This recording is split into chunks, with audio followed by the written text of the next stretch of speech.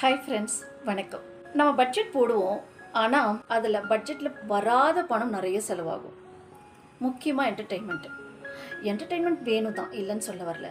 But அதையே நம்ம பணம் செலவில்லாமல் பண்ண முடியும். எப்படின்னு கேட்குறீங்களா? லைப்ரரி.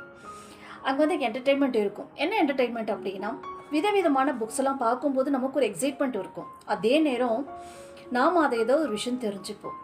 என்டர்டெயின்மெண்ட்டோட நம்ம கற்றுக்கவும் செய்யலாம். தென் பார்க்கு, அது ஒரு என்டர்டெயின்மெண்ட்டான ஒரு பிளேஸ். அடுத்து வந்து பார்த்திங்கன்னா கம்யூனிட்டி ஈவெண்ட்.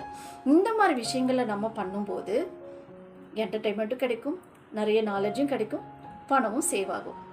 அப்படி நம்ம சேமிக்கிற அந்த பணத்தை சரியான ஒரு இடத்துல சேமிக்கணும்.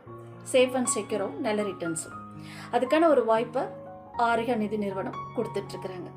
ஸோ ஆரிகா நிதி நிறுவனத்தை பற்றி தெரிஞ்சுக்க இந்த நம்பருக்கு கால் பண்ணு.